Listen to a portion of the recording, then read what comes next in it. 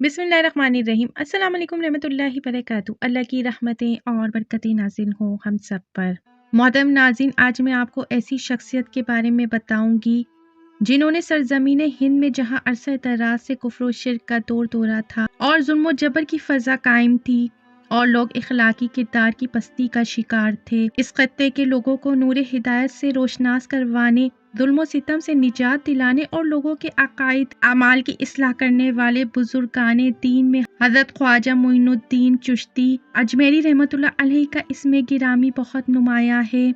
आज मैं आपको हज़रत ख्वाजा मोइनुद्दीन चिश्ती अजमेरी रहमतुल्लाह अलैहि और एक शराबी का वाक़या बयान करूंगी जो कि निहायत दिलचस्प वाक़या है। इस वाक़े को जानने के लिए वीडियो को स्किप किए बगैर एंड तक ज़रूर देखें। चैनल पे नए हैं तो चैनल को सब्सक्राइब कर दें।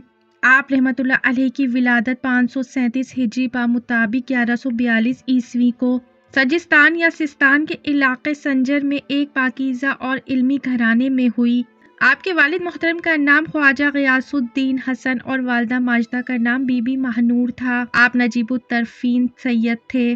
आपका सिलसिला नस्ब वालिद मोहतरम की तरफ से खलीफा राशिद दामादे रसूल हज़रत अली रज़ियल्लाहु अन्हा से जा मिलता है। जिस जमाने में आपकी पैदाइश हुई वो जमाना बड़ा पुरआशूब था। हर तरफ कत्लो गारी गिरी का बाजार गर्म था। खुसूसन सिजिस्तान के इलाके बहुत ही ज्यादा खराब थे, जिससे तंग आकर आपके वालिद मोहतरम ने खुरासा जाकर आबाद होने का फैसला कर लिया और अपने अहलो अयाल के साथ यहीं आबाद हो गए। इस वक्त आपकी उम्र 1 साल थी।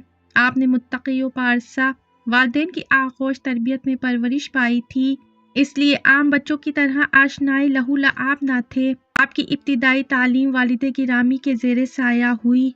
9 बरस की उम्र में कुरान पाक हिफ्ज कर लिया था। फिर एक मदरसे में दाखिल होकर तफसीर व हदीस और फ़िक़्ह की तालीम हासिल की और बहुत कम उम्र में कसीर इल्म हासिल कर लिया। जब आपकी उम्र 15 साल की हुई तो वालिद का साया सर से उठ गया। अभी आपकी यतीमी का दाग धुला भी नहीं था कि वालिदा साहिबा भी वफात पा गईं। वालिद के तरके से आपको अंगूरों का एक बाग और एक आटा पीसने वाली चक्की मिली थी, जिसको आपने जरिए माश बना लिया और खुशगवार जिंदगी गुजरने लगी। मगर अल्लाह ताला ने आपको अपनी मखलूक के दिलों की बागबानी के लिए पैदा फरमाया था। चुनाचा हज़रत ख्वाजा मोइनुद्दीन चिश्ती रहमतुल्लाह अलैहि एक दिन अपने बाग में बैठे थे कि इधर से मशहूर बुजुर्ग हज़रत शेख इब्राहिम रहमतुल्लाह अलैहि का गुजर हुआ। ख्वाजा साहब ने इन्हें देखकर बड़ी अकीदत से सलाम किया और बाग में आने की दावत दी। दावत का अंदाज कुछ ऐसा था कि शेख साहब इनकार न कर सके। आप बाग में दाखिल हो गए। ख्वाजा साहब ने इनको बिठाया और मीठे अंगूरों के चंद गोशे खाने के लिए पेश किए। हजरत ने उन्हें खा लिया, फिर अपने थैले से रोटी का खुश टुकड़ा निकालकर हजरत ख्वाजा साहब को अता किया। ये फकीर की मेहमानी का बदला है, इसे खा लो। ये कहकर उठे और चल दिए। हजरत ख्वाजा मोइनुद्दीन चिश्ती रहमतुल्लाह अलैहि ने जैसे ही रोटी का वो टुकड़ा खाया, आपके दिल की दुनिया बदल गई। आपको एहसास होने लगा कि ये दुनिया, इसकी तमाम तरानाइयाँ एक ना एक दिन फना होने वाली है। दूसरे दिन आपने बाग और चक्की को बेच दिया और इससे कुछ आमदनी हासिल हुई तो इसका कुछ हिस्सा अपने अखराजात के लिए रख लिया और बाकी को फकीरों में तकसीम कर दी और तलाशे हक में निकल पड़े। कई मुकामात से गुजरते हुए किरिया हारून पहुंचे और हजरत ख्वाजा उस्मान हारूनी रहमतुल्लाह अलैहि के हल्के इरादत में शामिल होकर फैज़ हासिल किया और 20 साल सफर हिजर में उनके साथ रहे। जब हजरत ख्वाजा गरीब नवाज रहमतुल्लाह अलैहि अपने पैरों मुर्शिद हजरत ख्वाजा उस्मान हारूनी रहमतुल्लाह अलैहि से फैज़ व बरकत हासिल करके अल्लाह तबारक व तआला की अता से विलायत के मर्तबे पर फाइज हो गए तो इनकी इजाज़त से सफ़र पर रवाना हो गए। दौरान सफ़र आप रहमतुल्लाह अलैहि जहाँ भी क़याम फरमाते, अगर वहाँ आप रहमतुल्लाह अलैहि की ज़रा भी शोहरत हो जाती तो कहीं और तशरीफ़ ले जाते। यूँ मुख्तलिफ मुकामात से होते हुए आप रहमतुल्लाह अलैहि मक्का मुकर्रमा पहुँचे और कुछ रोज़ वहाँ क़याम करने के बाद मदीना मुनव्वरा चले आए और रोज़ा रसूल सल्लल्लाहु अलैहि वसल्लम की ज़ियारत से मुशर्रफ हुए और वहाँ पर मुकीम हो गए। एक रोज़ ख्वाब में रसूलुल्लाह सल्लल्लाहु अलैहि वसल्लम का दीदार हुआ। सल्लल्लाहु अलैहि वसल्लम ने फरमाया, बेटा हसन, तुम आज के बाद से मोइनुद्दीन हो, यानी मेरे दीन के मददगार हो। जाओ, हमने तुम्हारी ड्यूटी हिंदुस्तान में लगा दी है। हिंदुस्तान जाओ और लोगों को दावत इस्लाम दो اور میرا کلمہ پڑھا کر میرا غلام بنا دو۔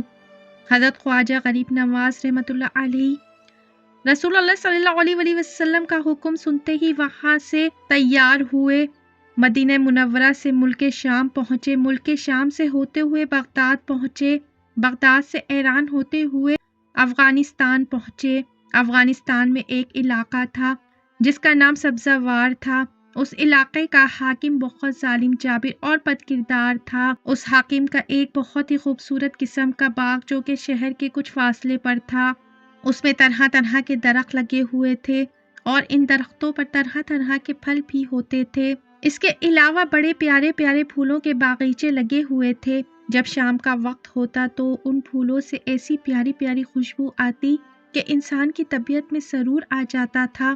یہی وجہ تھی کہ ہر روز سبزہ وار کا حاکم شام کو اس باغ میں سیر و تفریح کے لیے آتا تھا اور اس کے تمام ملازمین، تمام خادمین باغ میں سے ہر اس آدمی کو نکال دیتے تھے جو بھی وہاں سیر و تفریح کی غرض سے آیا ہوتا۔ جب حضرت خواجہ معین الدین چشتی رحمۃ اللہ علیہ اس علاقے سبزہ وار میں پہنچے تو آپ رحمۃ اللہ علیہ اپنے مرید خاص حضرت قطب الدین بختیار کاکی رحمۃ اللہ علیہ کو ساتھ لیے اس باغ میں پہنچے۔ اس باغ میں ایک بہترین قسم کا حوض بنا ہوا تھا۔ آپ اسی حوض کے پاس تشریف لے گئے، اسی حوض سے وضو کیا اور 2 رکعت نماز نفل ادا فرمائے۔ نفل پڑھنے کے بعد اسی حوض کے کنارے مصلی بچھا کر بیٹھ گئے اور قرآن مجید کی تلاوت کرنی شروع کر دی۔ اور ادھر شام کا وقت ہو گیا، حاکم سبزہ وار آنے والا تھا، تمام لوگ باغ سے جا رہے تھے کہ کہیں بادشاہ ہمیں دیکھ کر غصے میں نہ آ جائے۔ چنانچہ ساری دنیا چلی گئی، لیکن حضرت خواجہ غریب نواز رحمۃ اللہ علیہ باغ سے تشریف نہ لے گئے، وہیں بیٹھے قرآن پاک کی تلاوت فرماتے رہے۔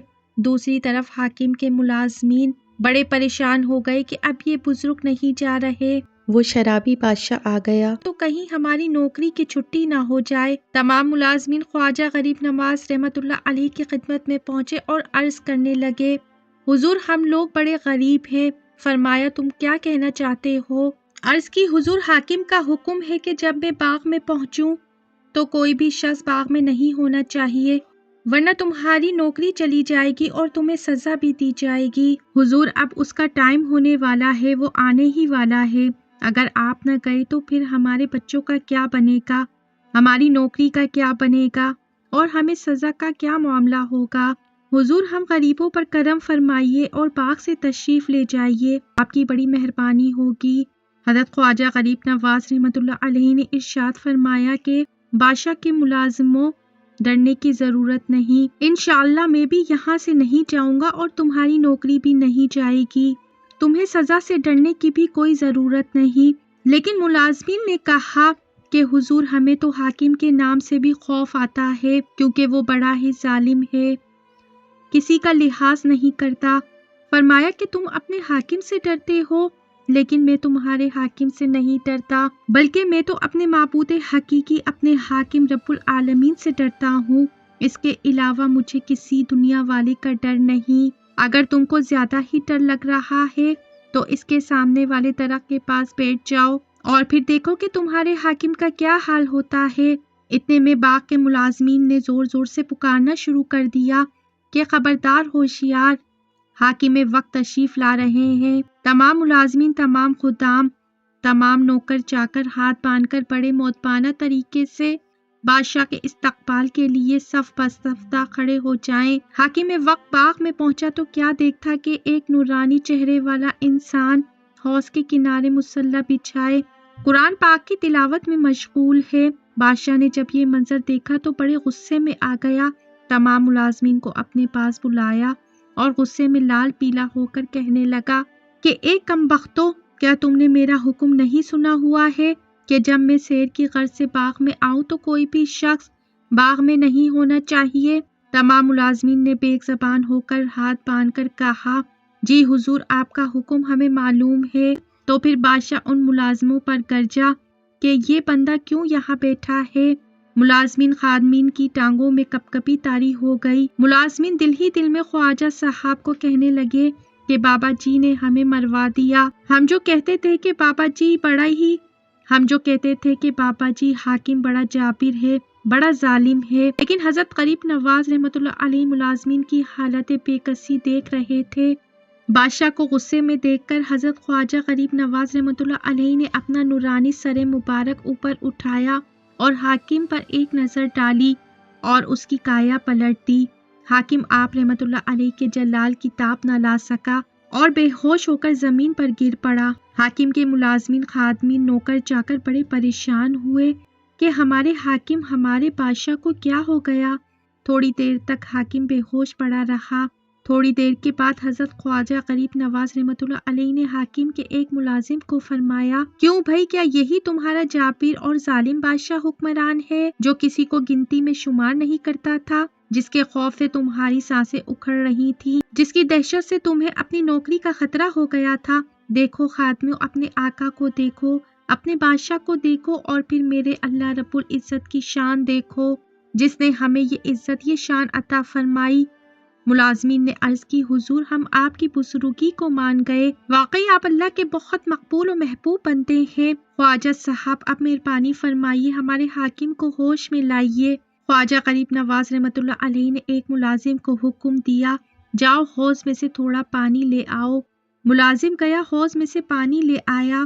حضرت خواجہ غریب نواز رحمۃ اللہ علیہ نے اپنے ہاتھ میں پانی لے کر بس جیسے ہی پانی کا چھینٹا اس کے منہ پہ پڑا کہ حاکم ہوش میں آ گیا۔ ہوش میں آتے ہی تمام غرور، تکبر ختم ہو گیا۔ فوراً عاجزی و انکساری کے عالم میں خواجہ غریب نواز رحمۃ اللہ علیہ کے قدموں میں گر پڑا اور سچے دل سے مسلمان ہو گیا اور حضرت خواجہ غریب محی الدین چشتی رحمۃ اللہ علیہ کا غلام اور مرید بن گیا۔ اس کا مرید بننا ہی تھا کہ تمام سبزہ وار کے لوگوں نے حضرت خواجہ غریب نواز رحمۃ اللہ علیہ کے ہاتھوں پر سچے دل سے توبہ کی اور تمام کے تمام بیعت ہو گئے اور پورا شہر سبزہ وار خواجہ غریب نواز رحمۃ اللہ علیہ کا مرید ہو گیا۔ محترم ناظرین، امید کرتی ہوں کہ میری آج کی ویڈیو آپ کو ضرور انفارمیٹیو لگی ہوگی۔ اگر میری ویڈیو اچھی لگی ہے تو میرے چینل کو لائک، شیئر، سبسکرائب کیجیے، بیل آئیکن پہ ضرور کلک کیجیے تاکہ میری آنے والی ویڈیو کا نوٹیفیکیشن بر وقت آپ کو ملتا رہے۔ خوش رہیں، اپنا بہت سا خیال رکھیں۔ زندگی رہی تو پھر ملیں گے معلوماتی ویڈیو کے ساتھ۔ اللہ حافظ۔